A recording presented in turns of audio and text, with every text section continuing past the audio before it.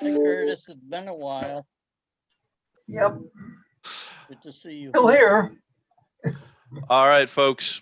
So if you don't mind muting yourself if you're not the speaker for the time being, we're going to get started.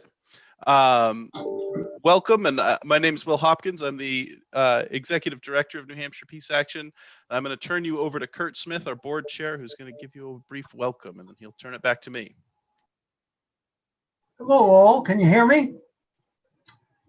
As chair of New Hampshire Peace Action's 3C3 board, I want to welcome you to our annual fundraiser. No, unfortunately, you won't be having Will's storied barbecue or mushrooms tonight, but you will be enjoying a creative program put together by our events committee. You will be hearing from local activists telling a varied story of peace and change. You might wonder what ties these stories together and how they relate to peace. I think the varied perspectives are in fact the point. This year, New Hampshire Peace Action went through a strategic planning process. One thing we discovered is that many groups struggling for justice seem uninterested in the bloated military budget, the military-industrial complex, or the threat of nuclear war. So it's our job to demonstrate intersectionality, that all things are connected. As far back as 1968, Dr. Martin Luther King Jr. understood that militarism and racism are connected. The militarization of the police has been fully in evidence this year. A country with a bloated military budget is environmentally polluted as a country as well. A country with military bases around the world is unable to address the health care of its citizens. I think we all sense that our country is sick in more ways than sick with a virus. The root cause is that we are a warfare state. The powers that be do not want us to focus on that. So New Hampshire Peace Action does focus on that. Contributions to New Hampshire Peace Action then couldn't be more important. So tonight, folks, enjoy and please give generously. Thank you very much. And I look forward to the evening ahead, as you do, I'm sure. Thank you. Thank you, Kurt. We're going to turn it over to Chris Ann for a bit, who's going to tell you about how we would like to run the fundraising portion of this evening. So Chris Ann. Thanks, Will. It's my pleasure to be tasked with the nuts and bolts of the evening because it is a fundraiser and it's very different to our usual way of having these events. You can see from the chat window that Doreen has just shared with us the links to be donating to Peace Action tonight. We've given you a choice of a couple of links to choose from. And so that's part of the nuts and bolts for this evening. We have consciously made some choices about how we'd like things to go. And it is, of course, up to you. We have been hard at work, as Curtis mentioned, with a strategic plan over the past year. It gives me great pleasure to tell you that because you may remember from my quick little pitch last year during our event that was yet to be. So we've spent some serious time and a lot of effort to pull that together.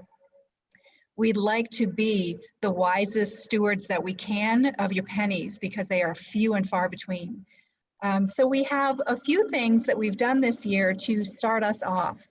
One of those things is ticket sales.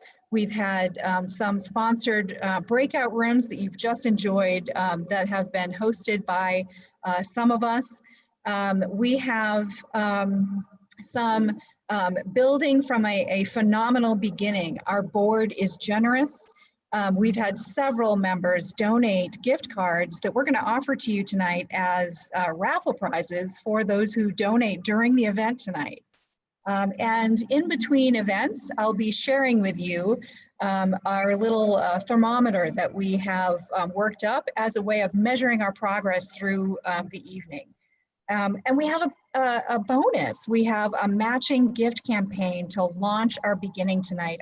I'm thrilled about this. So the first donations that we have tonight will be immediately doubled. So I think that's fantastic. Now, how can you donate? You can use the donation links that have just been shared with you on the chat. You can send to the chat a pledge if you'd like. You'll notice on the chat, it's like an internal messaging system. So you can send those to Doreen, who's in the New Hampshire Peace Action window. You can send them to Janet Zeller, who is minding the store for us. And you can also use the chat function just generally if you have comments to make during the evening. So I'd like to just start us off by showing you what our great beginning is, and I'll be back in about 20 minutes or so. So let me just share my screen for just a quick little moment here.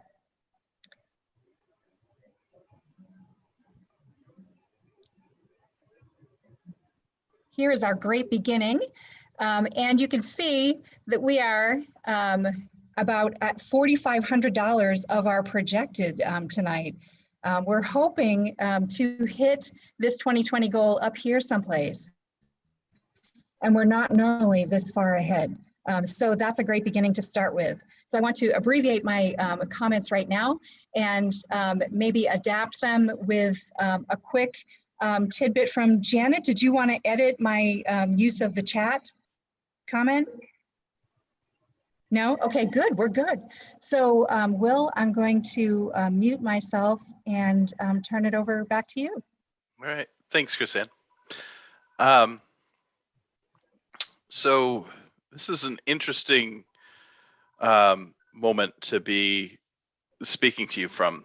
In case anyone's new to the organization or late, I'm Will Hopkins. And for the past 11 years, I've been blessed as the executive director of New Hampshire Peace Action. And as I dive into the things I want to say to you tonight, I want to first thank the event hosts and room hosts who helped us make as much as we have, and hopefully we can make it all the way to our goal tonight. Those hosts are the United Church of Christ New Hampshire Conference Peace with Justice Advocates, Janet Zeller, Green Energy Options, Tom and Bev Westheimer, Will and Wendy Thomas, Tom and Susie Mansfield, Donna Raycraft, Becky Field of Fieldwork Photos, Ijai Miki, the Palestine Education Network, Ruth Stewart, OBS Cat, Betsy Kelly, Hope Butterworth, Kurt and Ann Smith, Gray Fitzgerald, Dennis Martino, John Lamperti, Bill Woodward and Sandra Yarney, the Syracuse Cultural Workers, River Run Books, Prelude Boutique, and Toadstool Books. Thank you all for helping us keep the doors open and keep doing our work. Over the last 11 years, the work we've done together has made some headlines, and I think it's helped build the network of nonviolent activists that we're going to need to get us through this moment. The current situation is not great. Military contractors make jobs, and competing for those jobs in district using their vote is the norm for politicians. And all of our politicians from New Hampshire have played that game and done so very well. Tens of thousands of jobs with benefits, making the instruments of massive scale violence have made secure jobs for New Hampshire that stay secure in times of turmoil like these. And those are lives of dignity for constituents. The moral cost of that last year was over 85,000 Yemeni children who were starved to death under a Saudi blockade armed by our military industrial complex. Our army of flying killer robots patrol the skies, occasionally destroying homes and more than occasionally killing civilians. We spend vast sums of money bombing and supporting armies around the world with our weapons and training. I'm going to just show you all a little bit of supporting materials here.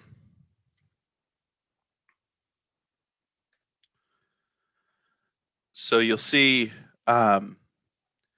this year, for the 6th straight year, the United Nations reported that over 10,000 civilians were killed as a result of our ongoing war in Afghanistan.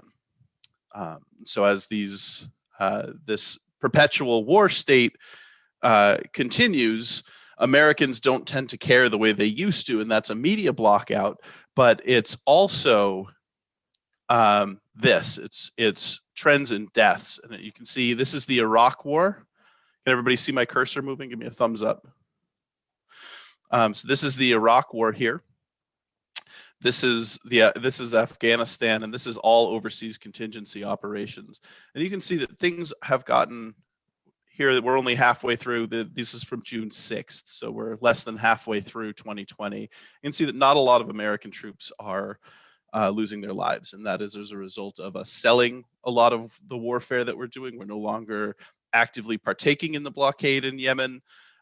We are just selling lots more weapons to Saudi Arabia, and it's also an increase in mechanization in the use of predator drones and other deadly drones.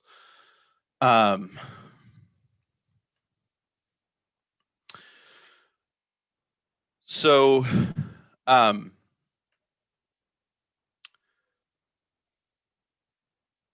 the world's most rich countries, Europe and us, are all kind of beholden to the same group of companies that fund our elections, and a world order of nations is maintained, as well as corporate access to resources. And it's keeping European and American companies ahead of Russian and Chinese companies economically. We've also engaged in a new Cold War with the publicly stated aim, and this is from Trump's cabinet, to spend China and Russia into oblivion. The plan is to spend as much as 1.7 trillion in new and upgraded nuclear weapons and delivery systems. According to the research work that a former New Hampshire Peace Action intern, Alicia Sanders Zachary, did at the International Campaign to Abolish Nuclear Weapons, the US spent $65,000 per minute on that effort in 2019. As we saw in our primaries, voices in the political sphere who try to challenge any part of that system are destroyed by a media complex that is in bed with the political parties. We're seeing racist policing and a justice system that is only just for those who are already in a position of power and privilege. We're seeing a raging pandemic. The West is on fire. There's another record-setting hurricane season. And the promise of a very messy election is making a really challenging moment for us as peace activists to know where we are going to be and how we're going to help get us through this moment. I know that since I was a toddler, the members of New Hampshire Peace Action, a lot of you, have been making a difference. You've been changing the world for the better. And today, I think we all know that we're going to need to be our very best selves to rise to meet this moment. And I'm just really proud to be part of this community, really grateful for the privilege of organizing with you all and walking among you. This last year obviously didn't go as expected. I wouldn't say COVID ruined our plans, but it did require that we found some new ways to do our work. That work went, and everybody can still see my screen, right? So that work went something like this. So this is last year at our fall fundraiser. Jamila Rakib A lot of people really loved her as a speaker, and she's definitely one of my favorites. In October last year, I was tried for disorderly conduct for my arrest with the Poor People's Campaign, but I did break out of prison long enough to elude authorities and make my ribs last year. You'll all be getting your ribs by FedEx in the next week or so. If you don't get them, just send another $20 to Peace Action, and we'll make sure that those come in the mail. In December, we offered the film Wrestling Jerusalem through the Building a Culture of Peace Forum, and the Palestine Education Network led its annual protest against Elbit Systems. Those are the makers of the technology that keep both the wall on our southern border and the war in Israel and Palestine. They do the vibration sensors and cameras and that sort of thing.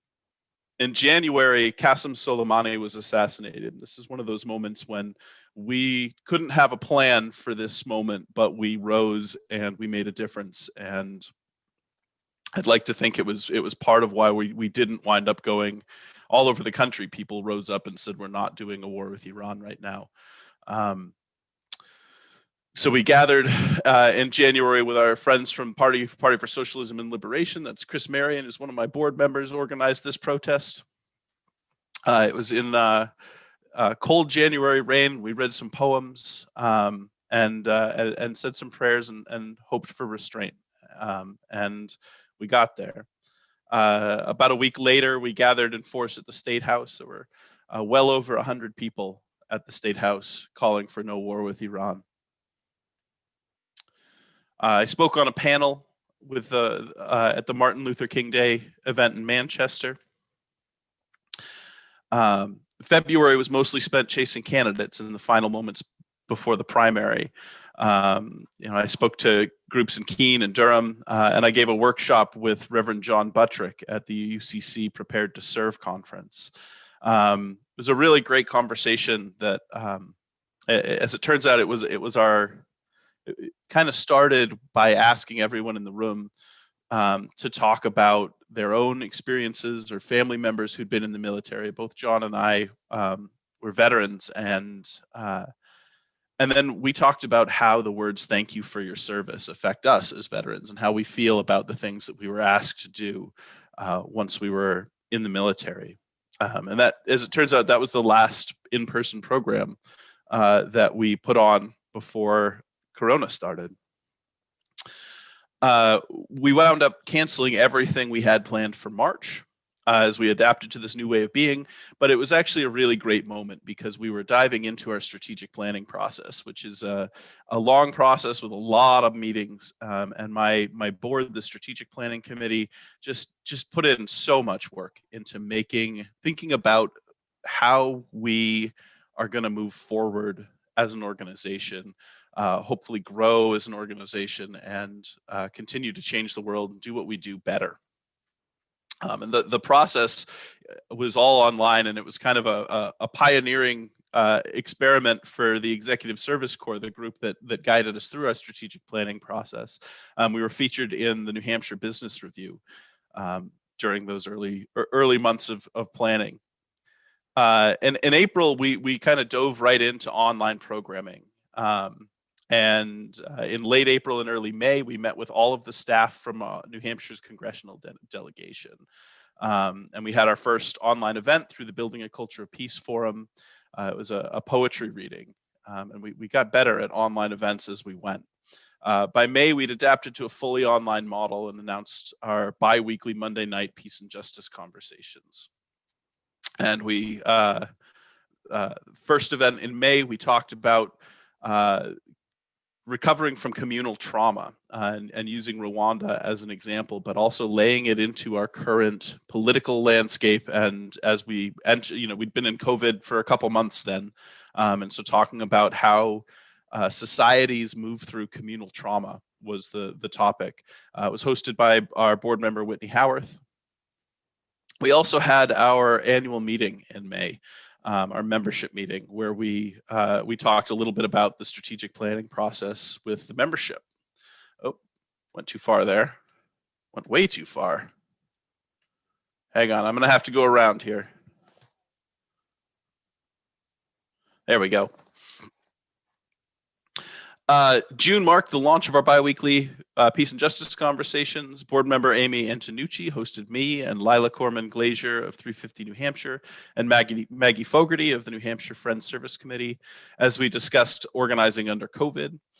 2 weeks later, a second program I hosted, and it featured Sandra Yarney and Judy Elliott, who are two of the state's leaders on nuclear weapons work and trying to reduce the threat of nuclear war.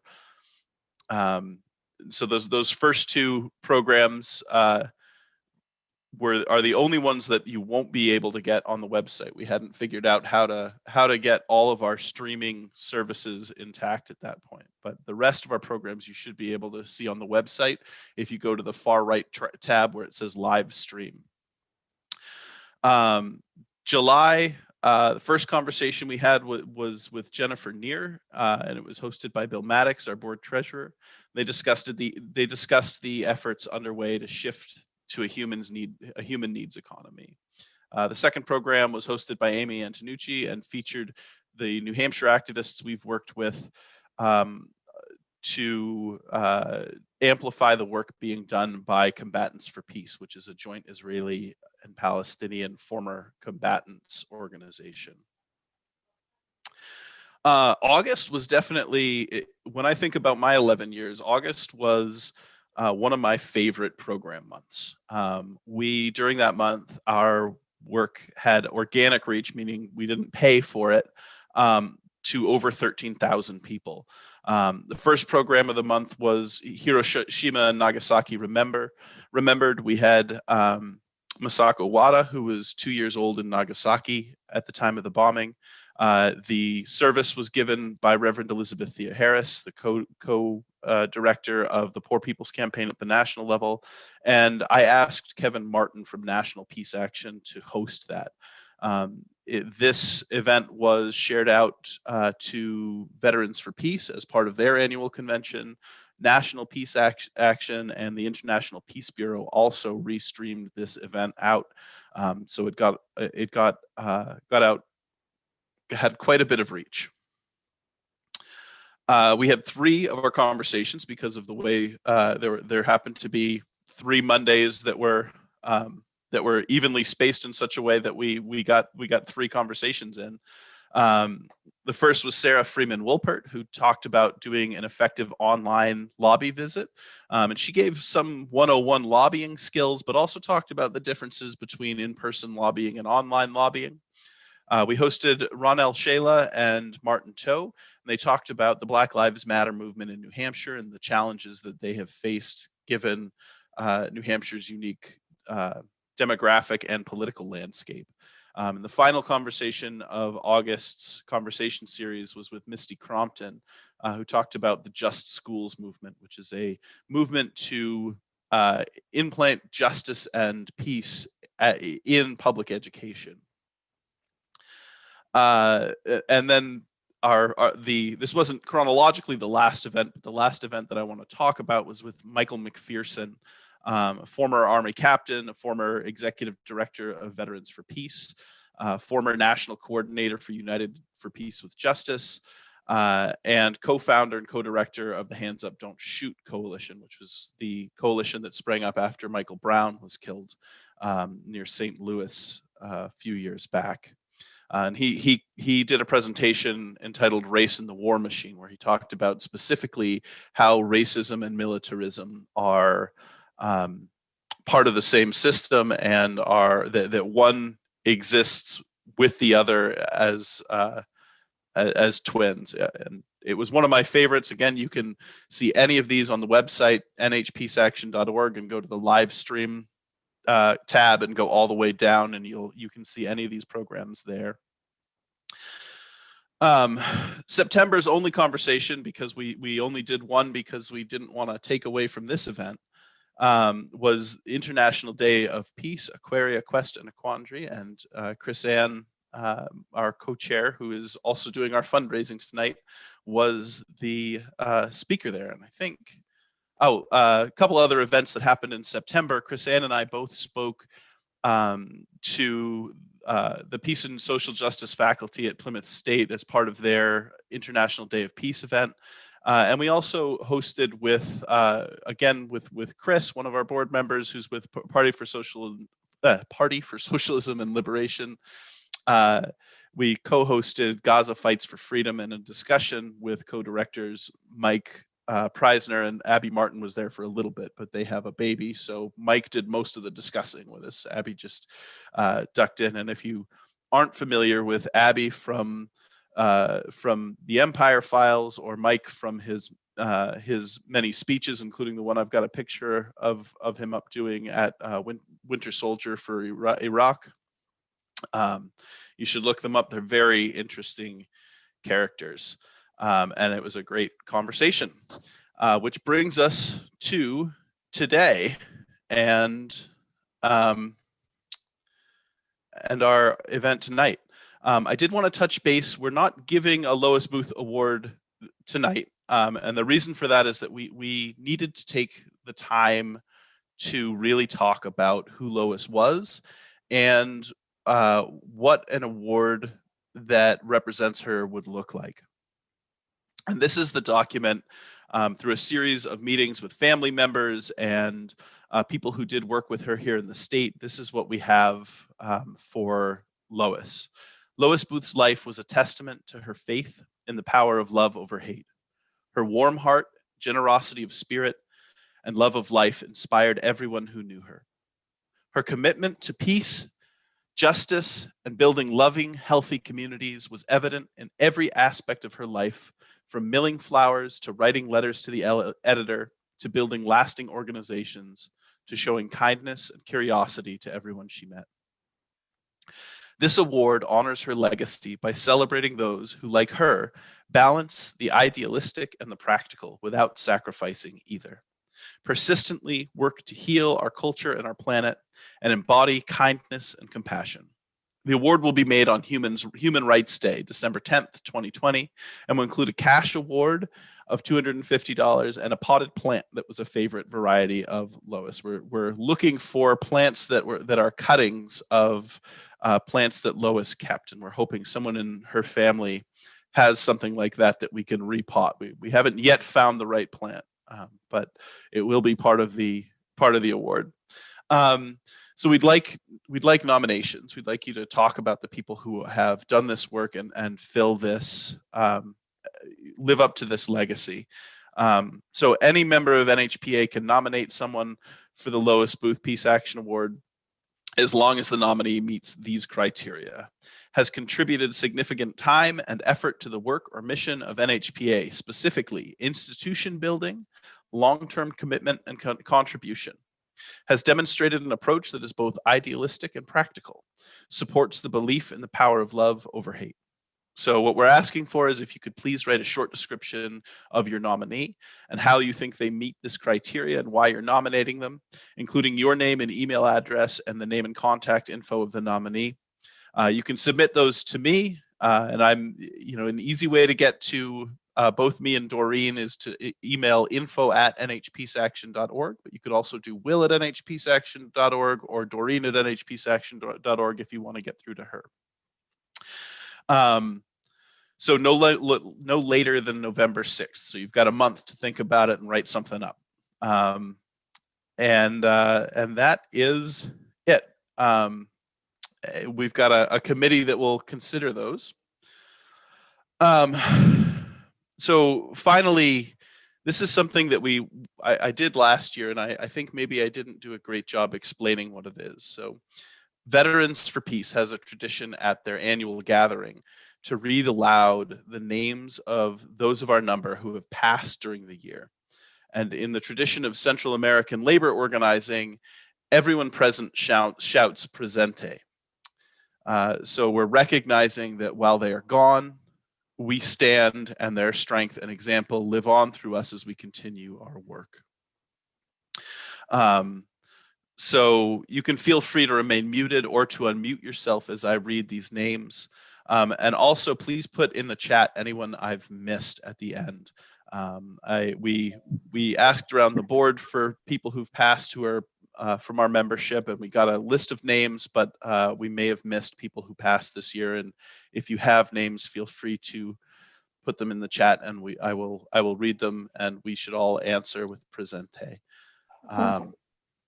So the first We can do that. is Mary Stewart Guile. Presente. You know her. Knew her. Sylvia Gale. Presente. Presente. Harold Janeway. Presente. Presente. Frank Murphy. Presente. Kevin Zeese. Presente. And if anybody has, I'm going to just say, Chris Ann, since you're unmuted, do you see anyone in the chat? I'm screen sharing, so I can't No. see the chat. Nope. Okay. Well, if we have missed folks, you know, that this What is about Lois? Lois was last year. All So right. we presented Lois last year, and I think you know Bigger I do presenting. want to say specifically that I know that I didn't know Lois as well as a lot of members of Peace Action knew Lois, but I think I have a good sense of who she was based on the organization she built, and through my 11 years, I think I've really come to know what her heart was and who she was. And I certainly think about in my leadership of the organization that I want to live up to who she was and how she would see this organization moving. And there are other names like that, and Sally and Kingsley Kelly and Frank Irvine and Dawn Booth and Ruth Macy and all these people who I've come to know through their work. You know, that I think we moving forward, we need to be present for all of them. I don't know what's going to happen next on the national scene. I don't know what's going to happen with COVID or with our election or with the power struggles after the election. I don't know what's going to happen with our climate. I don't know what's going to happen with our economy. But I'm glad you're all here. And I'm glad that you're the people who I'm going to be working together with to build a more peaceful world out of this moment, whatever that might mean or bring. And I'm going to turn it back over to Chris Ann for an update on the fundraising situation. So I have just a brief update. It's fantastic. I'm not even going to share my screen because I'm going to keep us on track for Amy. But I will tell you that in the last 20 minutes or so, we are about $1,000 higher than we were. So we are right now at $55.90, and 600 makes Thank us you. 3/4 of the way there. So if you haven't yet, if you haven't muted yourself, just a quick reminder, you may want to do that before the speakers start. So Amy, I'm going to turn it over to you and mute myself. Thanks so much. Greetings all. I'm really happy to be here with you tonight to introduce our storytelling segment. Syracuse Cultural Workers says, no matter how brilliant our attempts to inform, it is our ability to inspire that will turn the tides. Well, accurate information is critical. We know that stories shared from our hearts are one of the most powerful ways that we have to connect with people and challenge our beliefs about each other. Through storytelling, people from vastly different backgrounds, places, and experiences can find common ground and really hear each other. It's also a way that we can remind ourselves of where we've been and become inspired to keep on, even when times are really dark. In that vein, tonight we hear from 4 people: Lisa Bunker, Bill Maddox, Sophia Wazir, and Arnie Alpert, each with a story about their lives and their activism. Now, after all the stories are done, there is going to be a chance for you, our audience, to ask questions, So we'd love it if you might want to make a note, like with an actual thing there, of what your questions are. And once we get there, we'll use the chat to have that conversation. All right, first, we welcome Lisa Bunker. New Hampshire made history in November 2018 by electing 2 transgender women to serve in our legislature. When Lisa arrived in Concord, it didn't take her long to discover how important it was that she was showing up as a representative not just of her town of Exeter, but of New Hampshire's gender variant citizens. Please join me in welcoming Lisa with representing. Thank you, Amy. Am I audible? Okay, good. Thank you, Amy. And thank you, lovely humans of New Hampshire Peace Action, for inviting me to your evening today. So one of the first things that I learned about when I got to the State House 2 years ago to start serving my first term in the New Hampshire House was a bill that had been filed by a gentleman, I'm going to call him Rep A. Rep A filed a bill to define any attempt to help your child with gender transition as child abuse. That's a really hateful idea based in rank sort of prejudice and fear. So I immediately made plans to go to the committee where this bill was going to be heard and testify against it. The evening before I was scheduled to testify, I was at a gathering. New reps get invited to lots of gatherings, and I was at a gathering of representatives, New Hampshire representatives, at the home of the president of the University of New Hampshire. And while I was there, I met another gentleman who I'm going to call Rep B, and he was a new rep too, and we started chatting, and I discovered that he was on Health and Human Services, and that he was going to hear me testify in the morning. So of course, we started talking about this bill. And he said, yeah, you know, I was thinking I was going to vote for that bill. And so it was an important moment to not freak out, to not be reactive. I stayed calm, I stayed collegial, and I just started talking to him in a general way about my own experience as a trans person and about what this bill would mean for parents of children who are trying to support their children when their children make it clear that they are also gender variant in some way. My colleague, Jerry Cannon, the other trans woman elected in 2018 to the House, was also at the gathering. So she came over and joined the talk, and we double teamed this guy. And at the end of 10 minutes of polite conversation, he allowed as how maybe he didn't know as much about the issue as he had thought. And he was going to take another look and do a little research. So that counted as a win. I went and testified. In due course, the committee voted. So the way the New Hampshire House works is committees vote and send a recommendation to the full body. The recommendation from the committee was 20-0 in favor of inexpedient to legislate. So the committee thought the bill was a bad idea, unanimously. We clearly reached Rep A to some extent. No, excuse me, Rep B. I don't want to mix up my reps. We clearly reached him to some extent because he voted against the bill. When the bill came to the full floor, the sponsor, Rep A, chose to pull it off consent. What that means is there's this collection of bills called the consent calendar.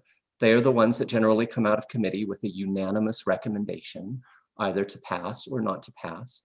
And they are considered by leadership so uncontroversial, so obviously everybody's choice, that we just vote on them all in a big block by a voice vote at the beginning.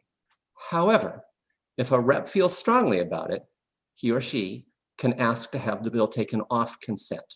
Rep A did that. He wanted his bill to be voted on by the full body. Furthermore, he asked for a roll call vote. That means I could read afterwards who voted how on the bill. I'm happy to report that the New Hampshire House overwhelmingly defeated this hateful piece of legislation. But afterwards, I was looking through the list, and I saw that among the people who had voted for it was yet another gentleman that I serve in the House with. Let's call him Rep C, and I promise I'm done. No more reps, no Rep D. But he served in my committee. Rep C does, or did. We just wrapped the session, so we're done. But he worked with me in Ways and Means. And I had another encounter with him quite quickly because another bill was being testified about. This was Jerry Cannon's bill. She was the sponsor, and I and a bunch of other people were co-sponsors of a bill to make it easier for people in New Hampshire to change their birth records. So if, like me, you've gone through gender transition and you would like your birth certificate to reflect your new name and gender identity, we wanted to make it easier. Instead of a court order, we wanted a physician's letter. Not a radical notion to my way of thinking, more of a procedural thing. However, the opposition turned out in force to testify against this bill. I went to testify for it, and then I stayed because I wanted, if anybody was going to say something outright transphobic, I wanted them to say it with me in the room. I wanted to be able to look at their faces when they were speaking. Interestingly to me, they did not sort of trot out some of the old arguments that we had when we, for example, went through a range of so-called bathroom bills in the previous sessions, where people were trying to challenge the very existence of trans folk. Instead, they were making arguments about sort of the sanctity of state records. We can't monkey with these documents. They are sacrosanct. That was interesting to me. And the key moment for me was when Rep C, my colleague in Ways and Means, came up to the microphone. And he started his remarks by saying, well, I guess this trans thing is just a thing now. I guess we just have to live with it. That was a very interesting moment from the man who had just voted for a bill that would have defined helping your child with transition as abuse. And it seemed to me that Jerry and I could take some small amount of credit for shifting the narrative and making it so that the people who came to speak against our birth records bill decided not to attack us on our identities themselves, but to fall back to another position. And in that move was a tacit acceptance, not a happy acceptance, but at least a tacit coming to terms with our existence in the world. To me, that represents the power of representing. I was just starting my 2-year term as a representative of the town of Exeter, but I can't help it. I'm also one of the first trans people elected to a state legislature. And so just by showing up, Jerry and I have made it so that there is not a single person currently serving in the New Hampshire House who can say, I've never met a trans person. And I would like to add one quick postscript. That's how the story ended when I told it last year, but there's something else that happened. And I actually think this is perhaps one of the most important moments of my first term as a state legislator. I had an encounter again with Rep A, the original sponsor of the hateful bill. And it was really interesting to me because it took place in about a span of 3 seconds. I was walking through the halls of the State House.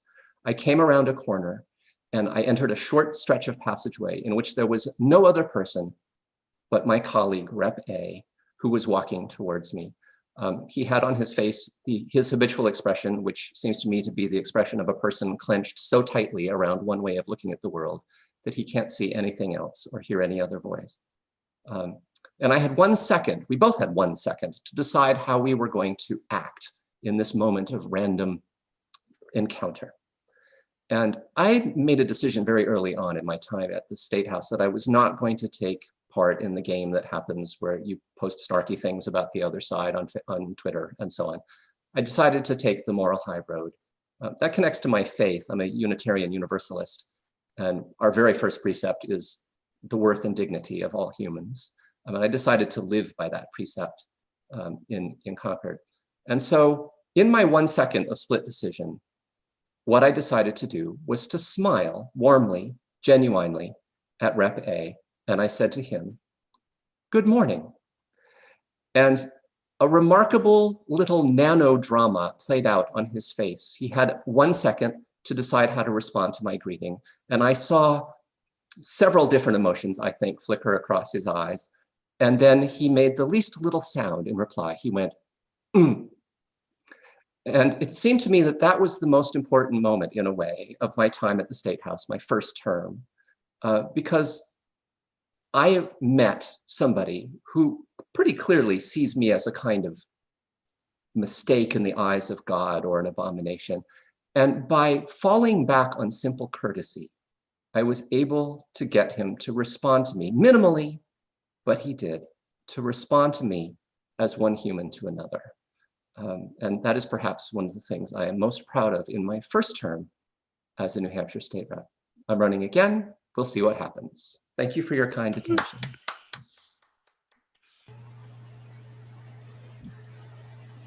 Here, we're clapping, Lisa. I see. I'm saying thank you. So much, Lisa, for your story and for showing up. You know, for all of us, really, to stand for, you know, accepting and loving each other.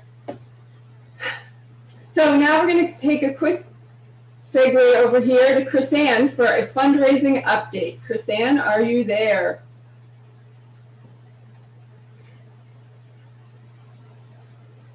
Yes, we are. I'm happy to say we are over the hump. We have passed the $6,000 mark. I can't believe it. You guys are awesome. So it's very quick, but it's back to you. I'm delighted.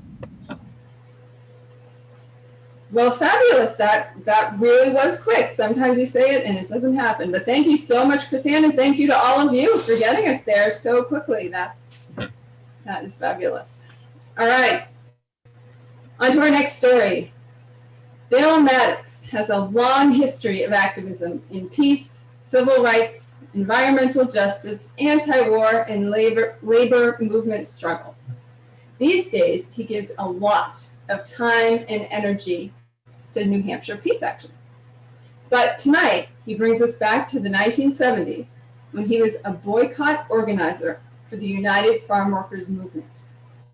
The leader of the group, Cesar Chavez, was coming to speak at a rally in San Francisco. And Bill was in charge of event logistics, including finding a proper podium for our speaker, the speaker to use. That proved to be no small task, as we'll hear now in Caesar's podium. Bill. Thanks very much. You.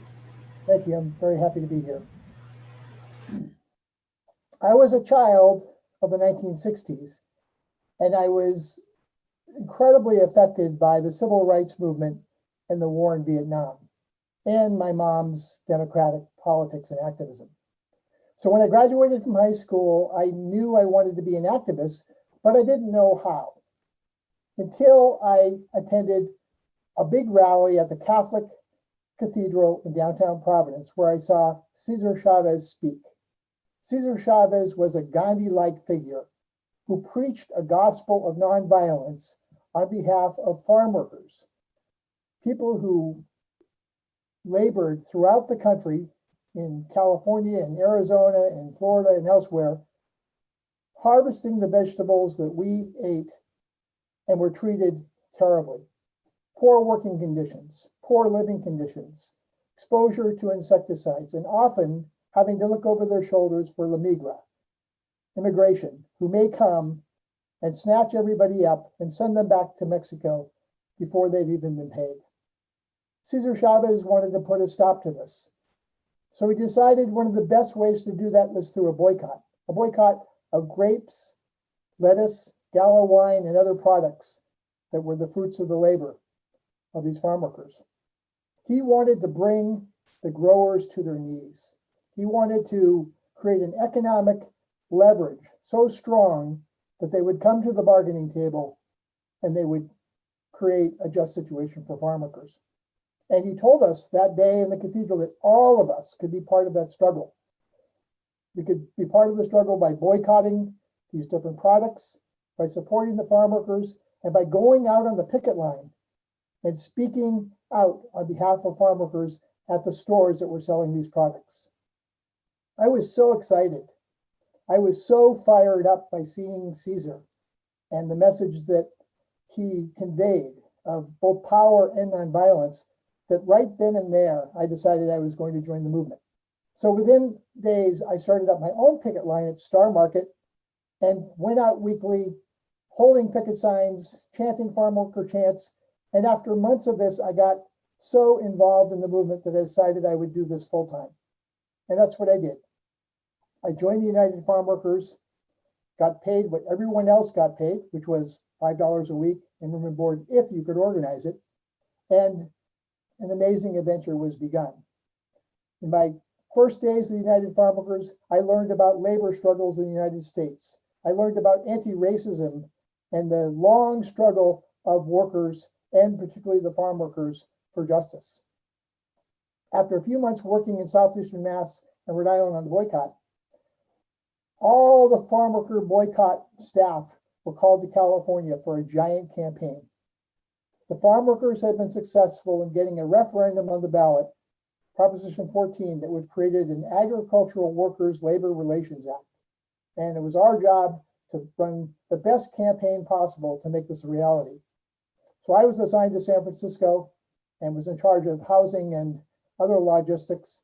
And after a few weeks working on the Proposition 14 campaign, we were told that Cesar Chavez was coming to San Francisco. There was going to be a major rally at Mission Dolores, and it was my job to organize those logistics. So the day of the rally, I got to Mission Dolores, a sprawling Catholic complex, got there early, went up to the second floor, the hall where Cesar Chavez was to speak. And one of the key things that I was told that I had to have was a podium for Cesar to speak at. At the time, the growers were spending millions of dollars, up to $30 million would be spent on the campaign to defeat us. And vigilantes were working around the state to harass the United Farm Workers movement and create a very unsafe situation. In fact, Cesar's security people, who had been trained by Bobby Kennedy's security staff, said up to 10 death threats a day were coming in against Cesar. So security was a serious issue.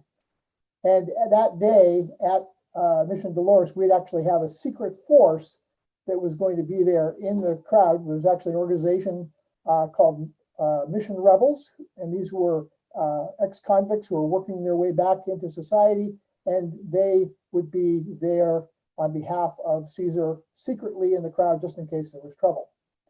So my job was pretty easy. Get a podium ready, get the room ready for the bishop and Cesar and other dignitaries, and then I could relax. So within seconds of going into this big auditorium, I found it. I found a podium. It was a music stand. It had an adjustable table for Cesar's speech. Of course, Cesar doesn't use a piece of paper for speaking, but and adjustable for his height. And I put it in the front of the room. I put our Aztec eagle flag on the front of it, and I was quite proud of myself. My job was done. A little while later, the security advance team for Cesar arrived. The head of the advance team was a guy named Paco. Paco was a formidable individual. Not only was he a very strong guy, he was a serious customer. He came right up to the podium, he pointed at it, he said, "What the hell is that?" And I said, "It's a podium. I was told that Cesar needed a podium, so I got a podium." He said, "That's not a podium, that's a music stand. You expect Cesar Chavez, when he's in this room, he's speaking to all the people, and some kind of a threat comes at him, he's going to hide behind a music stand? No, Cesar's not going to speak. Unless you have a big wooden podium here in 1 hour, Cesar Chavez will not speak today."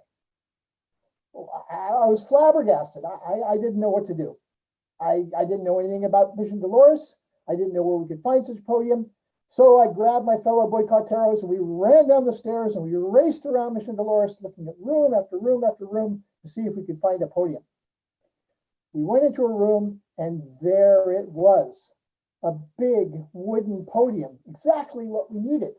And a group of people were sitting around it, and there's a gentleman standing at the podium, and on the front of the podium it said AA, Alcoholics Anonymous. We had stumbled across a Spanish language Alcoholics Anonymous meeting. So I went up to the gentleman in my worst Spanish and I said, Señor, es muy importante.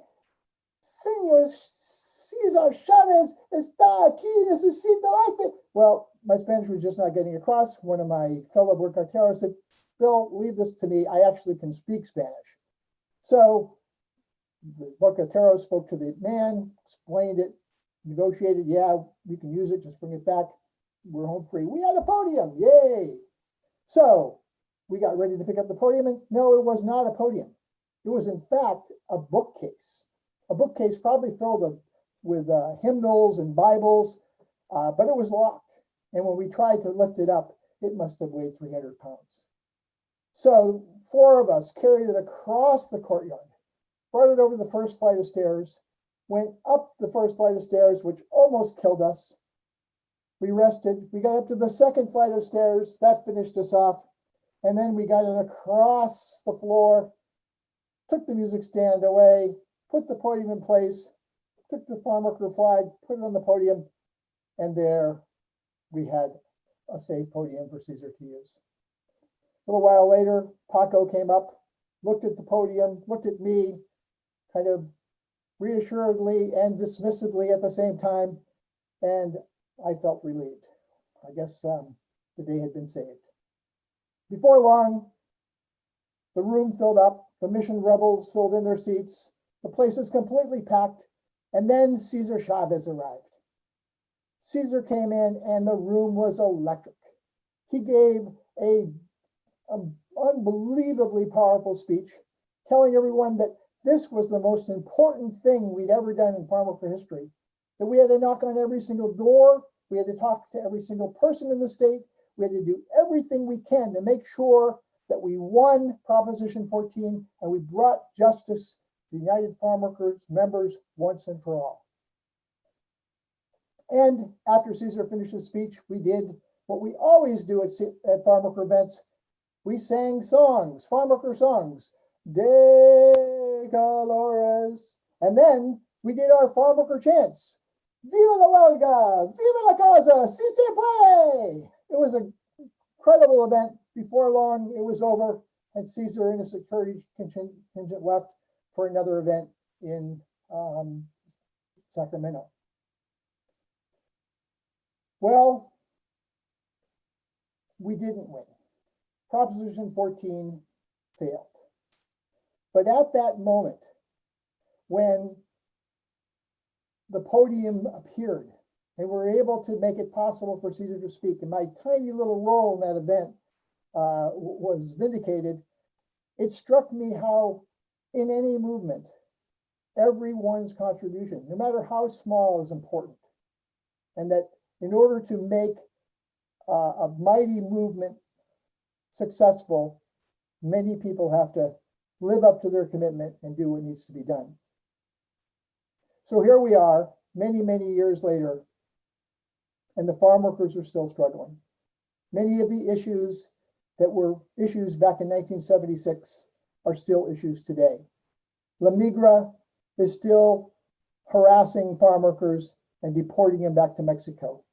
Conditions in the fields have improved somewhat, but in many cases they haven't. As everyone knows, climate change in the Central Valley has created some of the worst pollution in the United States. That's the actual environment where farm workers work in 110-degree heat. And as we know, the situation for immigrants in this country has not improved and has certainly gone downhill. So what can we do? We can continue to support farm workers. We can continue to support immigrants.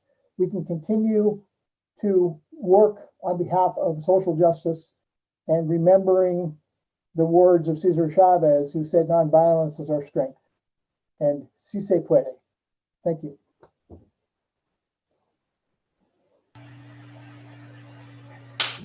Thank you, Bill. Si se puede. Yeah, thanks for sharing that story and giving us a few laughs even tonight amongst that really important message that we need to remember how much each of us can bring. Okay, Chris-Ann, another quick check-in with you. Another quick check-in. Yes, let me just say that we are at $6,550. So that's amazing. And our goal is 8,000. So we are well within what's reasonable, maybe that we can hit that tonight. So back to you, Amy. And on with our storytelling. Safia Wazir is an Afghan-American community activist and a Democratic member of the New Hampshire House of Representatives. Safia and her family left Baghlan province in Afghanistan during her childhood and spent 10 years in Uzbekistan before immigrating to New Hampshire. Safia is the first former refugee to serve in the New Hampshire State House. Her path there was not easy, but gave her empathy for all workers. And the story she brings us now is From Afghanistan to New Hampshire's Workforce and State House. Join me in welcoming her. Thank you, guys. Can you hear me well? Great. Thank you. Thank you so much, Amy, for your kind introduction. I came as a refugee from Afghanistan to Concord in November of 2007. Today, I'm a New Hampshire State Representative and serve on the Children and Family Law Committee to better the future of our young children and families. I was only 6 years old when I experienced violence by the Taliban. It was a frightening experience. I remember when the Taliban came to our area, my dad, an engineer, wasn't home. There was a lot of bombing and shooting. There were no lights. It was dark. My mom and I hid in one room, doors closed, away from windows. Under the blankets, I was screaming. My family and I fled Afghanistan and arrived in Uzbekistan. Life there wasn't easy. We had immigrated to safety, but I was often bullied. The other school children called me the Taliban kid and said I would destroy their country. It was painful, but I never told my parents so I could continue to go to school. Sorry, I get emotional every time I say this story about my childhood. It took 11 years to come to the United States. In 2007, when I was 16, we flew to New York. It was 10 o'clock at night in November. We flew past the Statue of Liberty. It was gorgeous. All those beautiful lights made me jump out of my seat.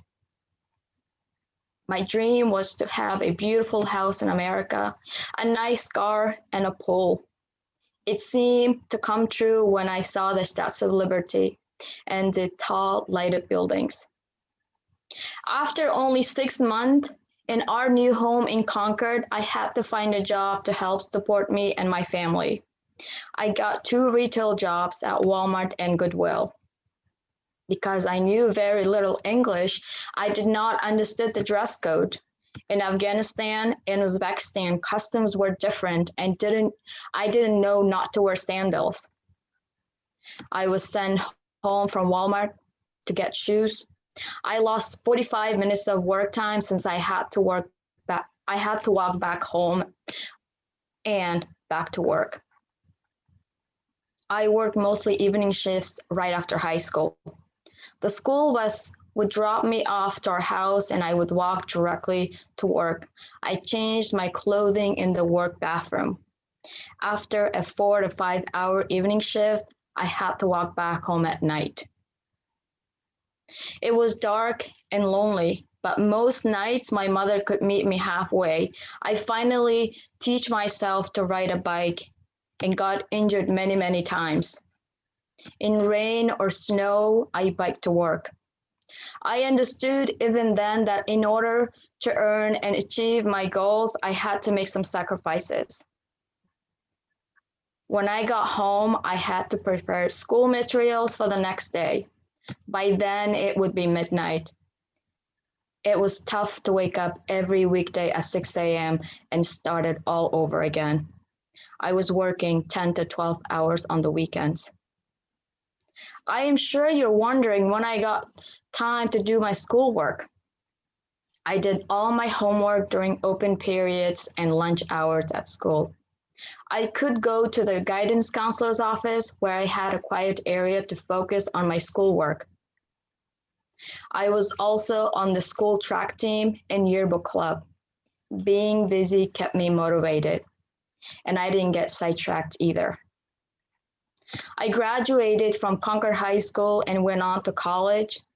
I was still working 2 jobs, but I graduated with no college debt and was able to raise enough money to get my first car, which made my life much easier. At least I could sleep until 7 a.m. The car also made my family situation easier. We no longer had to walk down the Loudon Road carrying heavy bags of groceries and dotting puddles and snowbanks while walking past more expensive stores to get to the less expensive ones. I worked a minimum wage job, earning very little, but when a person works hard, does a good job, and is on time, success can follow. I was given promotion at both of my jobs. After I got a raise, I could see how some supervisors looked down on my coworkers with low-paying jobs. This frustrated me because I was once in their shoes. I wanted to make changes in my community for workers and families, so I decided to run for political office. In 2018, I was elected as a New Hampshire State Representative for District 17, the Heights in Concord. Because of my experiences now as a lawmaker, I am fighting to raise the minimum wage alongside my other legislative peers. Those days, it's harder than ever for people to make ends meet on a minimum wage. People now see me as a state representative, a lawmaker, a policymaker for Head Start, and a treasurer at a community action program, but most don't know the story of my journey to arrive here. It's important to hear each other's life stories at events like this. It gives us empathy for the challenges faced by other people and their children. When I advocate for the most important issues, it's because I lived through it. My life story makes me for who I am. Thank you so much for the opportunity to be able to share my story with you and your audience today. Thank you for the work of New Hampshire Peace Action. Such an honor to be here.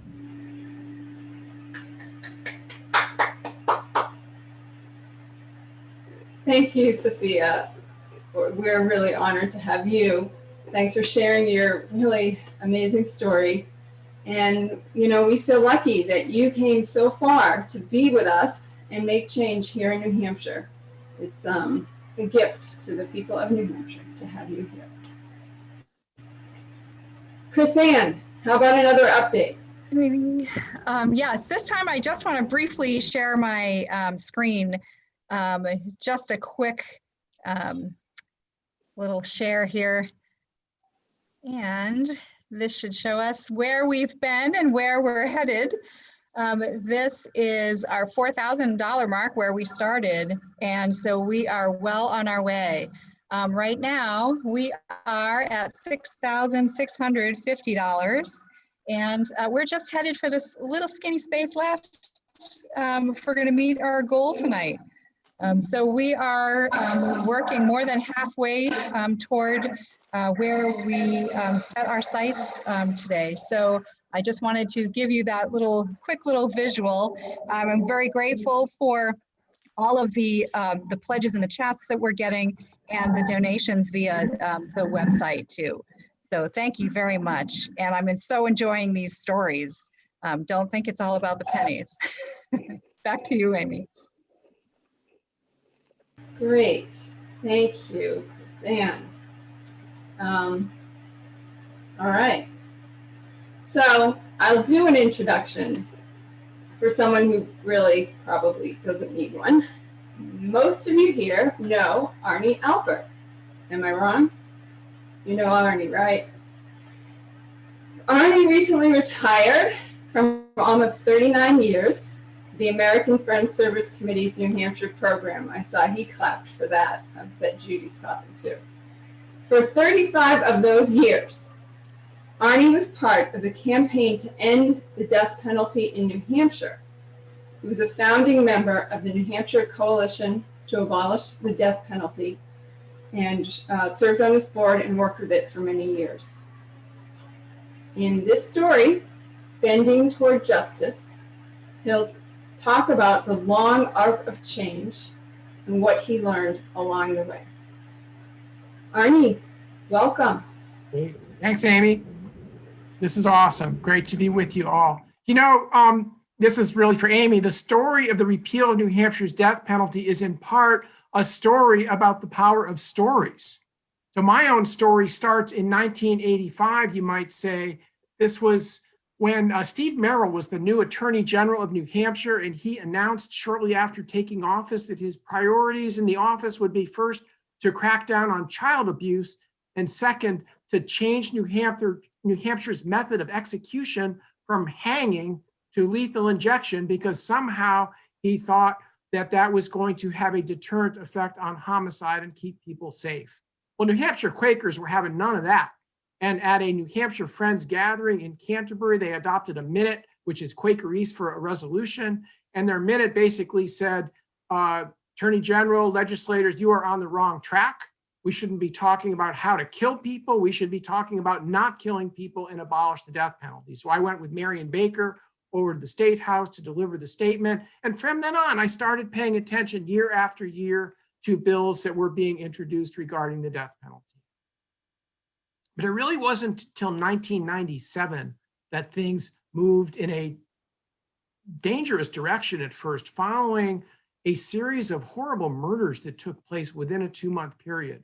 First up in the North Country, first it was the killing of Jeremy Sharon, who was an Epsom police officer over the Epsom traffic circle. Second was the brutal rape and murder of a little girl, Elizabeth Knapp, in Hopkinton. And third was a guy with way too many guns and not enough brains who went on a rampage up in the North Country. And by the time it was over, he was dead, but so were 2 police officers, a judge, and a local journalist. Well, that sparked so much anger and outrage that the governor, Jeanne Shaheen, and a lot of legislators said, what we need to do is expand the death penalty. And it really looked like the fix was in. But something unusual happened. And I sat in the House gallery on March 12th, 1998, when this bill was going to get voted on to expand the use of the death penalty in New Hampshire. And at that time, youngish still state representative named Rennie Cushing from Hampton rose to take the podium in the representative chamber. And Rennie got up. Actually, I was sitting in the gallery that day with his infant daughter, Grace, and Grace's mom, Christy, when Rennie got up and told the story of how his own father had been murdered in the family home in Hampton. And amidst the grief and the anger and the outrage and the inability to figure out what to do, Rennie knew that killing the killer was not in keeping with his values. And this is what he said on that day. He said, if we let those who murder turn us to murder, it gives over more power to those who do evil. We become what we say we abhor. I do not want the state of New Hampshire to do to the man who murdered my father what that man did to my family. Wow. Well, what this did was it turned the conventional wisdom about the death penalty upside down. Because I would say it's pretty fair to say that for all or most of the 400 members of the New Hampshire House of Representatives at that time, and probably for most of the people in the state of New Hampshire, there was just an assumption that if a member of your family had been murdered, that of course you would want the death of the person who had done that to you. But by telling his story, Rennie changed the debate. And while his alternative amendment to abolish the death penalty failed by a few votes, the bid backed by the governor and backed by the leaders of both parties to expand the death penalty went down as well. And from that moment on, we knew that the death penalty in New Hampshire was vulnerable. Now, we didn't know it was going to take 21 more years before we could make it go away, but we knew that something could happen. But the other thing that happened for me was it got me in touch with my own story. So maybe my own story, I guess you could say, starts with the murder of my grandfather in 1967 when I was 11 years old.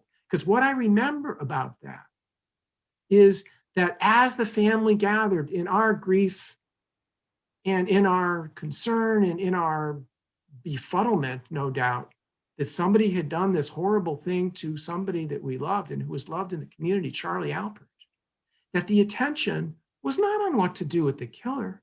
The attention was on my grandfather and what his loss meant to us, and the attention was on my grandmother, Rachel.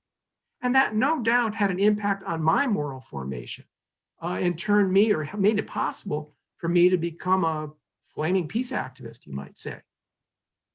But through this process, other people got up and told stories. Margaret Hawthorne, whose lovely daughter Molly was murdered in her own home in Henniker, said at Molly's memorial service, she said, "We will not succumb to fear, nor will we give in to any desire for revenge." And Margaret came up to the State House and talked to people. And other murder victim family members, Andrea LeBlanc, talked about her husband being killed on one of the planes on 9/11 and how she didn't want the death penalty. And Bess Klesson Landis talked about the murder of her mom when she was young and how they never found the killer, and she didn't want the death penalty. And Ann Lysak talked about her husband getting shot in a drive-by killing in which she was also shot, and how she didn't want the death penalty.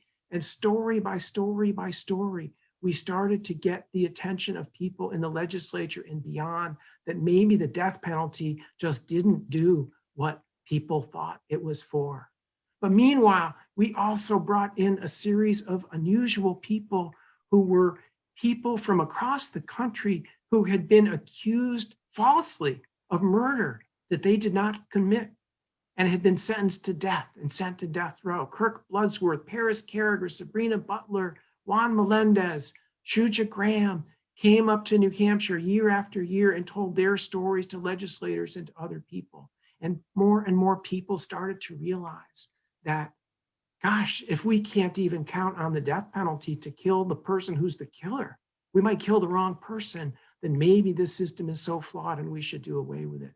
But perhaps, maybe other than Rennie, the most important story was a guy named John Breckenridge. Now, John Breckenridge was a Manchester police officer, and he was in the alley that day in Manchester in 2006 when Officer Michael Graham, his buddy, got shot and killed. And the person who did it was charged with capital murder and tried and sentenced to death. And John Breckenridge initially supported that and came to the State House for the Death Penalty Study Commission in support of keeping the death penalty on the books. But it started to trouble his conscience. And John started to think about his own religious upbringing as a Roman Catholic and what he had learned.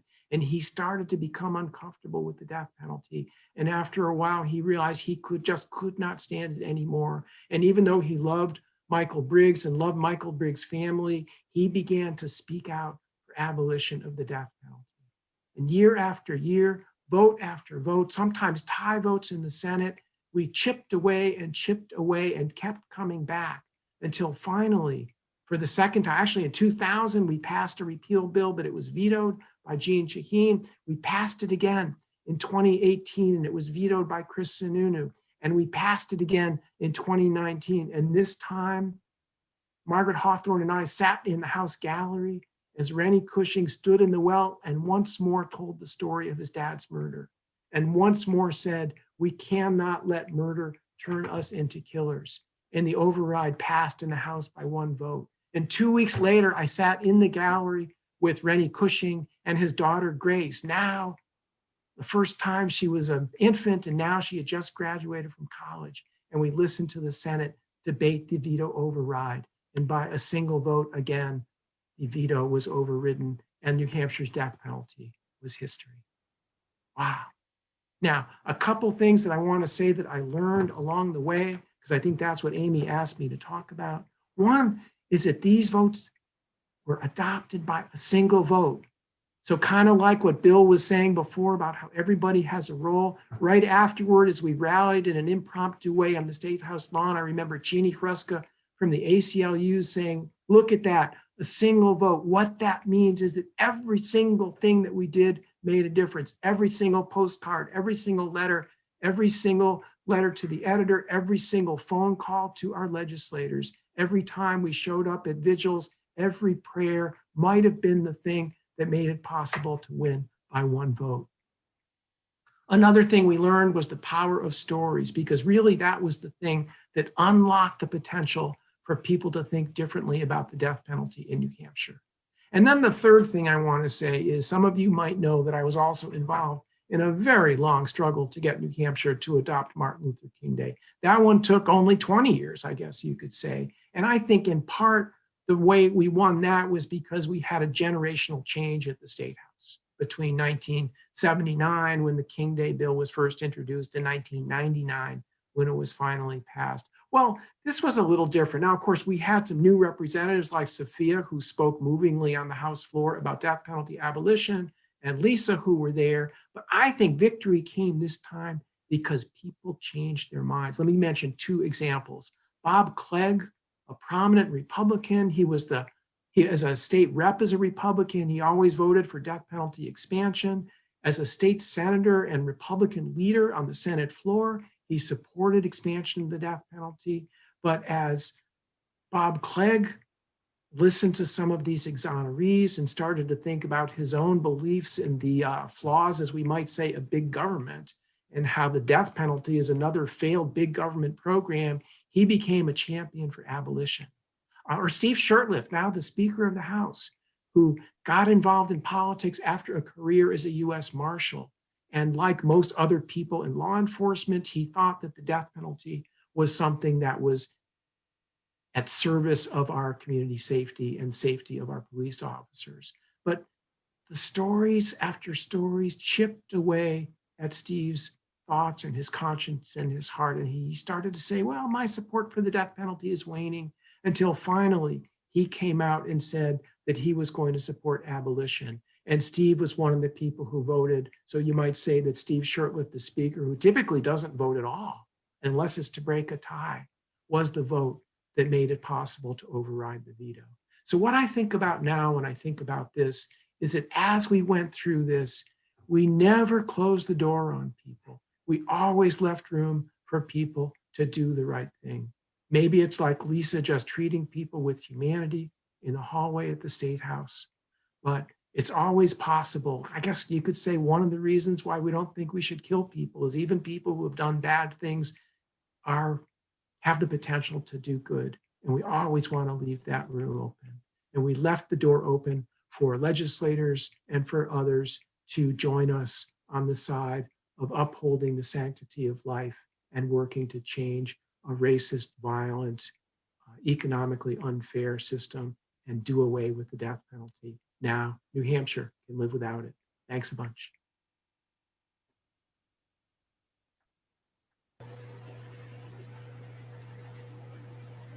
Thank you, Arnie. It's always hard for me to speak after these stories because I'm so moving. And I think, Arnie, the first and the other time I heard you tell this story, were we just days away from the vote? Do you remember? I believe that we were, I think the House had just voted on the override, but the Senate hadn't voted yet. So it was another week and a half before the Senate also, again, by a single vote, agreed to override. There was tremendous pressure on we had a lot of, these bills passed by very wide margins in both the House and Senate, but there was tremendous pressure from the governor and the Republican leadership on the Republican members of the House and Senate to change their mind. And many of them did in the House, but the Republican senators who supported repeal stuck with it and said, we don't care what the governor said. We believe New Hampshire should not have a death penalty and we're going to vote to make it go away. And they stuck by and they voted for repeal. And by a single vote, we managed to do that. Thanks. So here's Arnie. He's retired, but he is still a part of our community, always. So author and storyteller Nancy Mellon says this: although setbacks of all kinds may discourage us, the process of storytelling puts us in touch with strengths we may have forgotten, with wisdom that has faded or disappeared, and with hopes that have fallen into darkness.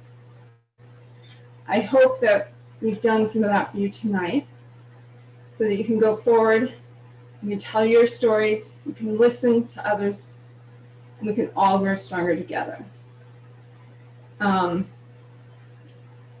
We are going to be taking questions for our storytellers. Will be on in a minute to do that, but a few things first. And first, let's just give another round of whatever we call it, twinkling or clapping for our amazing storytellers. Lisa Bunker, Thank you. Bill Maddox, Sophia Wazier, and Arnie Albert.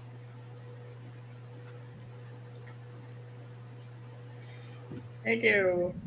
Let's cut to Chris-Ann for another fundraising update before Will starts to moderate the Q&A.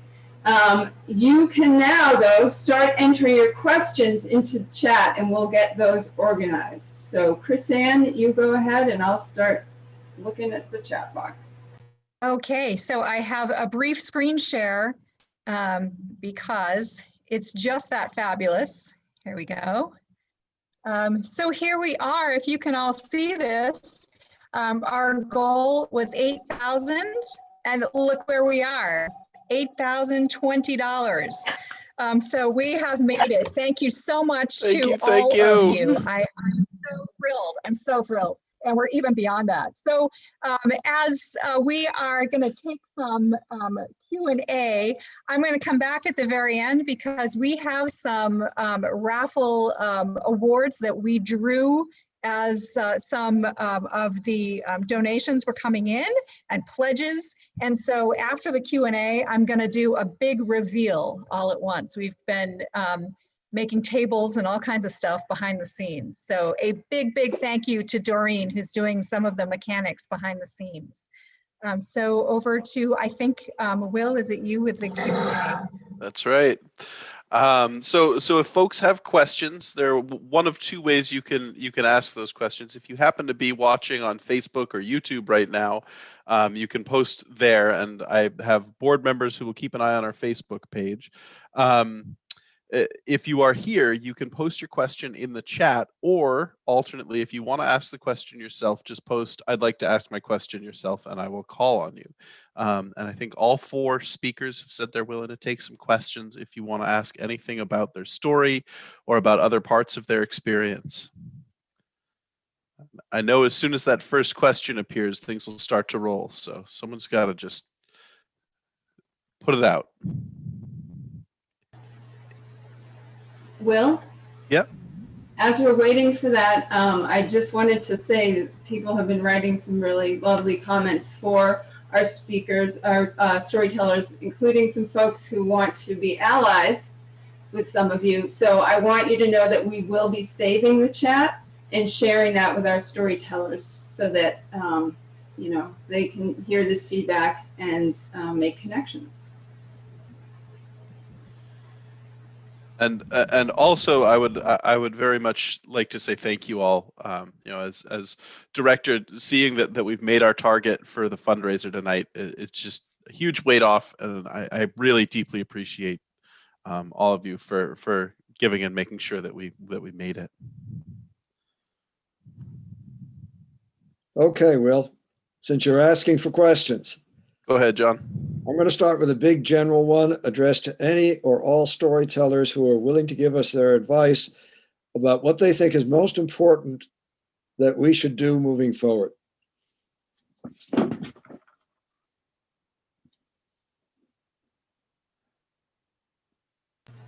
Maybe we want to go in order of tellers. So we start with Lisa. Well, let's fix the world. But it's a remarkable time to be considering that question. I mean, I think we're at the very breaking point of something that's been happening in our country. And there's no way to know. We're approaching the moment of maximum chaos, maximum possible range of outcomes. It's a terrifying time. I guess maybe I would draw on sort of, there's something interesting going on in the State House right now. We're preparing for another term. And we know that at least in the first year, we're still going to be under COVID restrictions, which very much limit how many bills we can seriously consider. And so there's been a hard task done of trying to get people to pull back on the usual sort of willy-nilly wanton filing of bills. There's well over 1,000 every year, actually. There's well over 1,000 bills. You get 400 reps trying to make a mark for themselves. So you see a lot of legislation. And there's been a really concerted effort to narrow our focus, and to really think about what can we accomplish in the next little while? What's the next right thing to do? I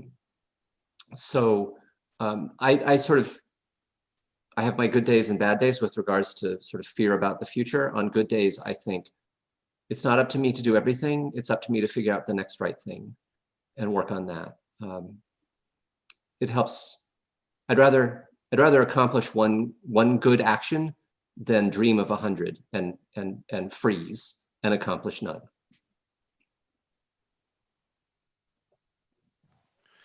So I think Bill was next. Is that right? Thank you, Lisa. That was really great. Because some days getting one little thing done is all you can do these days. I work across a lot of different parts of, how our system isn't functioning in the state. I do work with immigrants, and I'm working on race and equity issues and other areas. And what's striking me is that people are looking at solutions after COVID that are really sweeping and really, at the kind of core of what's wrong with our current way of doing childcare or low-wage work or the environment. Or it's very interesting to hear people talking about really big ideas. And also, I think, as Lisa's saying, there's some understanding by a lot of people in power that, it's broken and we have to fix it. And that maybe we have to do something different.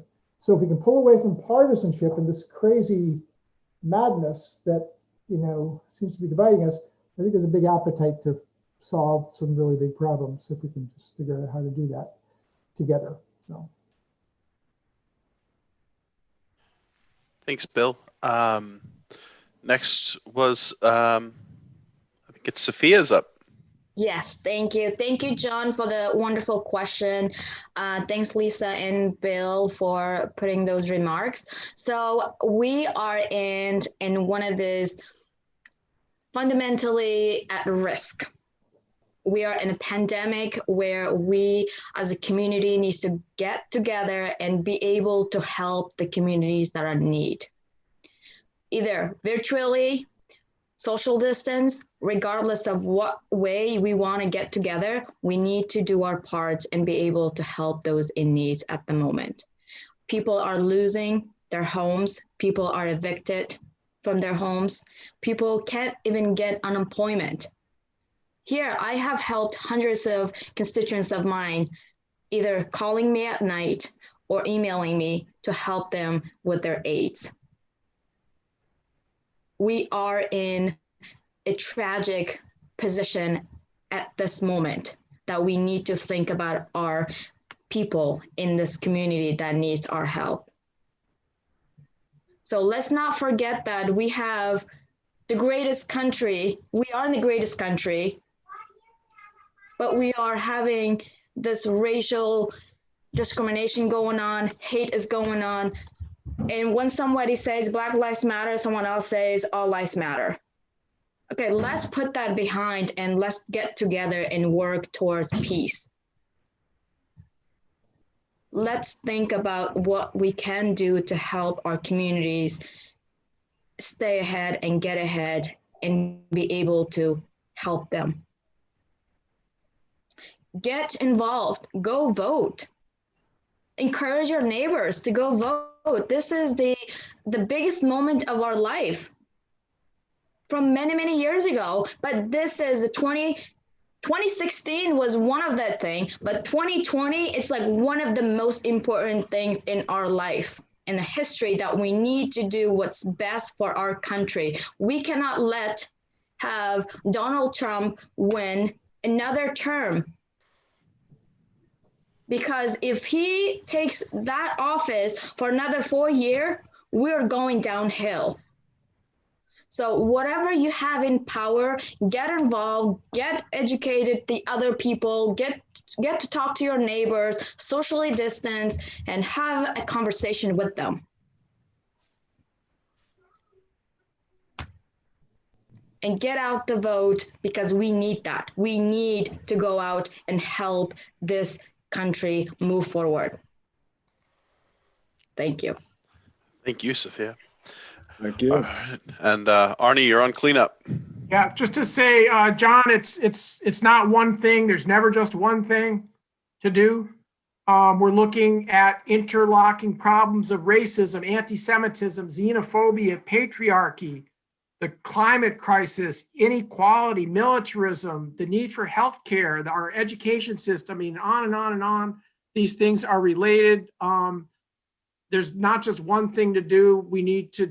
Everybody needs to do something, and nobody can do everything. So that's part of it. But while we're doing what we can, and focusing on those things that we can reach for, like Lisa said, like something that we can accomplish now, we need to do that. But while we're working on that thing that we can accomplish now, I want us to never forget about the world that we're really trying to create. The things that aren't possible right now, but we know are possible at some point over the horizon that we can't quite see. So we need to keep our short-term work on the things that are achievable, the defensive battles we need to fight, and the small steps forward that we know that we think we can achieve. But we want to be always have attention to what Dr. King called the creation of the beloved community, and have that inform our short-term work. But I do want to say one other thing about the current moment. I had a call from a pollster the other day. I love getting calls from pollsters. It's really fun. And one of the questions they asked was, they listed off this whole line of questions. What's the issue that most concerns you right now? You know, the economy, the climate, immigration, I forget what, the Second Amendment, I forget what the whole list was. And I said, I'm actually worried. Wasn't on your list. I'm actually worried about the danger of fascism in my country. Not something I've thought was a serious problem that in the near term, but I'm worried about that right now. And we can talk till we're blue in the face about the flaws of American democracy, but we are better off with a flawed democracy and one that we can change than we are with fascists wielding the reins of power. So I'm concerned right now about the survival of our flawed democracy, which we need to hang on to in order to fix its flaws and be able to move forward at that long list of issues that I mentioned before. Thanks. Thank you, Arnie. A lot to think about there. The next question is actually just for Sophia, and it's Sophia. This is from Karen Brome. What opened the door so that you could emigrate to Concord? So what opened the door? So when we were refugees in Uzbekistan, we were under UNHCR program that seeks refugees and shelter them to find a home for them eventually. So it took us 11 years. For some reason, the process wasn't fast enough. So they would interview us, and they would bring the case back to to Canada or America or Switzerland or Europe and stuff like that. And whoever case would make it, they will come to that area. So for some reason, our case took us 11 years. So I really don't know why it took that long, but I would say it was one of those waiting moments that never come to true reality. So I was very little and wanted to do a lot of good stuff and be able to have certain things in my school systems and stuff like that. But coming to United States within that 11 years wasn't easy, because once we had our second time when we had an interview, my dad had an interview with the United States UNHCR representatives. The case took 6 months to come back to have the okay. That they said, yes, you are accepted and you will be going to United States as a refugee. So once we got that okay after 6 months, for another 6 or 7 months, we had to go through all the process within medical system to check everything that we are healthy, we're not sick, we're not bringing any sort of illness or anything like that. So that process took another 6-7 months. So I mean, the process of coming as a refugee, it's not easy. We go through a lot of checks and checking to make sure we are the right person that we're going, we are healthy, we're not sick, and all that. There's certainly, I can write on a story about this process, how much of a time that it takes for individuals to come. And when my parents received the okay that we were able to come to United States, and my father said that we want to be able to raise my daughter, myself, to a place that is quiet, country-based, and where I can be peaceful. So they targeted Concord, New Hampshire, and I'm happy to be here. And it's the wonderful place that I have dreamed of, even though I love cities, but I'm not a city person at the moment. So Concord is a place that I just want to live forever. And I'm so happy that they brought us to Concord. So thank you. Thank you, Sophia. Next question is from Gail Page. Gail is wondering why there haven't been more boycotts on behalf of the farm workers, and wonders if they're missing organizational leadership. And I think that's probably mostly to Bill, but I suspect Arnie might have some input on that too. Yeah, I'll just weigh in first. And I think it's because it was a tactic that was tried for a long time. The boycott actually started in the late 60s. And I think it just ran out of steam. Also, the farm workers as an organization changed somewhat in terms of their overall approach. So I would say, as far as the ability of the boycott to last, it lasted a really long time. I think it did a lot of damage to growers and was the biggest consumer boycott, I think, in the history of the United States at that point anyways. So, but I'd love to hear what Arnie has to say. The only thing I would add is that, as we know that a lot of our laws of reform laws left out whole swaths of people, so that a lot of our labor laws did not include protection for domestic workers who were mostly people of color and immigrants and women.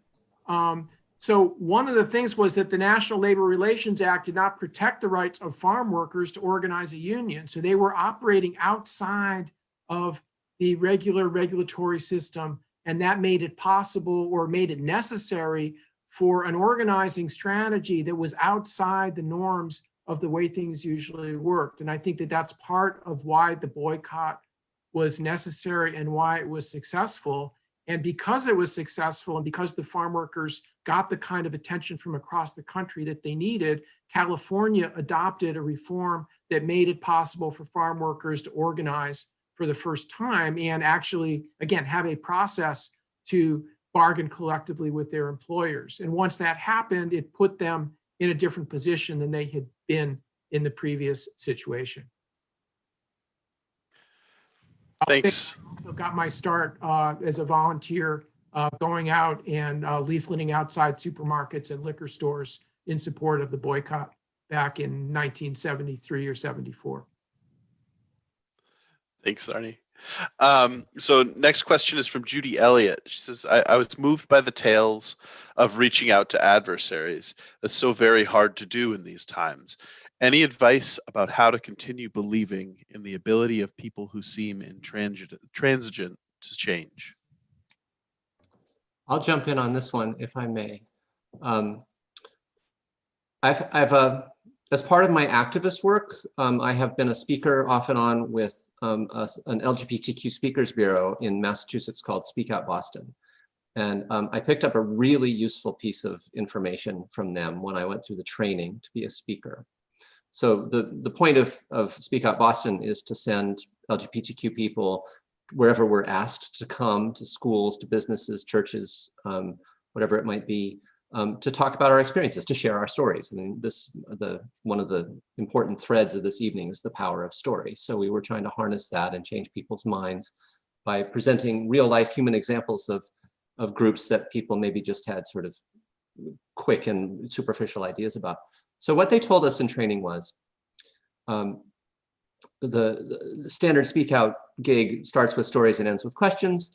And we were being trained what to do if somebody asks us a really hostile question. What do you do when that question comes? And what they said to us is, there's a small number of people whose minds you are never going to change.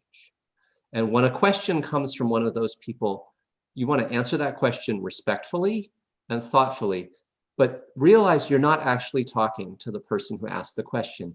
You are talking to some other people in the room who, whatever they've said publicly, are still undecided, still unsure, still not quite settled in their opinion about some matter. And it is them that you can reach if you share your real story and if you stay respectful. If you are dismissive, if you're snarky, if you label or condemn the people who are against what you stand for in any way, you will drive them away. But if you stay open and respectful and share your story, you may change some other mind. And this was echoed in training for work in the house as well. We were given that idea. You're always talking to more than one person, and there really is a movable middle. That's what I have learned in my first 2 years as a state rep. There are really a bunch of people in the middle who don't align themselves with either party. I used to think that was just wishy-washy, but I talked to them on their doorsteps. I didn't get to canvass this year, which drives me nuts. I love canvassing, but I had 350 conversations in 2018, and I talked to a bunch of people who were really principled in their own way, not aligned with any party, and maybe they just didn't know enough about, for example, the trans experience to have a settled opinion. And those are the people you can reach. But it starts with respect. It starts with universal basic courtesy, because that keeps the door open.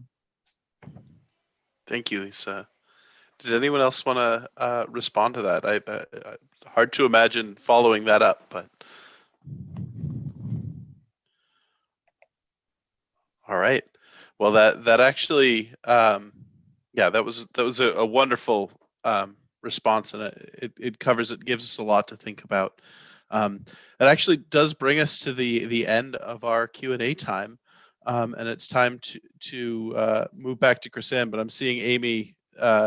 Did you need something to interject, Amy? Oh, there was one more question. If we I don't, missed one. I just didn't know if you missed it. No, I did. What is it? Marcia wanted to ask Arnie, is there a chance that the case of the Manchester police officers may still end in the death of the perpetrator? Thanks for bringing that up. So the bill that the legislature passed last year over the governor's veto ends the death penalty going forward. So for example, you might have heard, a story of a horrible crime that happened recently in New Hampshire, and someone was actually charged with capital murder. But right now, this was a kidnapping, murder, beheading, actually a gruesome story. But right now, the penalty for capital murder in New Hampshire is life imprisonment, and the death penalty, the state killing the killer, is not possible. But Michael Addison, who did kill Michael Briggs in 2006, is still sentenced to death. That case is working its way through the federal court system. So while it's still possible that the state could put Michael Addison to death, it's also possible that somewhere in the appeal process, particularly because New Hampshire has now said we don't want to practice this anymore, that could be changed. It's also possible that ultimately his sentence could get commuted to life in prison, and that would require support from a governor and a majority of members of the executive council. So these are things to think about as you go to the ballot box or fill in your absentee ballot, and particularly thinking about members of the executive council and thinking about elections to come, because this is not likely to be settled in the next 2 years. Thanks, Arnie. Get in touch with me if you want to talk more about that. Thanks. Thank you. All right, so Chrisanne, time to do grand tally and Yes. the awards and winnings. Grand tally. Well, let's do the grand tally first. Let me just be sharing the right screen here. There we go. I just wanted to bring this back because even though we were at the end of our program, there are a few things that kept coming in. So this is kind of amazing. So our goal again is 8,000 and we are at $8,150. So that's what I have to offer you as a grand total. I think that's quite amazing, and it's pretty overwhelming for me as a board member, because it is really, I mean this, it is the trust that you're placing in us. It's been a really hard year, and we're thrilled that you still you know, have found a way to keep the faith in what we're doing. So I think that's fabulous. And my gosh, the least we could do is show you back a little love. As I mentioned at the top of our program, we have our board members have secured some donated gift cards mostly, and a few other tidbits. And rather, it's quite a large number actually. And so what I'm going to do is, I guess, from grand total to big reveal. As we were having our program tonight, I was adding these into a table. I think I'm just going to call it the awardees table. So you can think of this as a big reveal all at once. You're about to see your name in lights. So you'll see a variety of gift card prizes. And here they are. I'm hoping you can see that because I was trying to get it onto my screen. If I can make it any bigger, I'll try. Can you all see this? Sure can. So, Chrisanne, I understand these were randomly selected. Yes, they were. So we have a variety of gift cards here. Some of them you can see have numbers next to them. So for example, we have this last one is Hannaford's 3 gift card, because we actually had several from Hannaford. So a lot of these gift cards came from bookstores throughout the state. We specified that they should be able to be used online, so that if you have high-risk people in your household, like I do, for example, you may not want to be visiting businesses in person, and we wanted to extend this to everyone we possibly could. So a lot of these gift cards to bookstores and the like can be used online. We also tried to make connections with businesses that operate throughout the state, if not online. So I have to thank my fellow board members and Janet Zeller for organizing this effort for us. We are so grateful for your support, and thanks to my colleagues for helping us gather these together. So in the colored portions of the columns, you can see your name, and we will make this list. We'll obviously save this list, and we will get your gift cards to you pretty soon after this event. As Doreen mentioned, we are going to be making the links in the chat also available after the event too. So we will do this in organized fashion. Okay, so thank you so much. I'm going to turn it back to Will for our great closeout. I'm not sure about great, but a closeout at least. So thank you all for being here tonight. Thank you for listening. Thank you for being part of this organization. And let's get some rest so that tomorrow we can get up and keep working to change the world. All right. Thanks, everybody. Thanks, everybody. Thank you all. Thank you, wonderful speakers. You were awesome. Oh, so Thanks, good. everybody. Thanks for all the great contributions. Doreen, thank you for all your background magic, and Jeremy, you too, and Chris Ann, certainly. Glad I could help. What a team. But very inspiring night. Now we're all fired up to get up and get going. There you go. Just in time. Night, folks. Thanks, everybody. Nice program. Thanks. Good job, board. Bye-bye. Thank you all.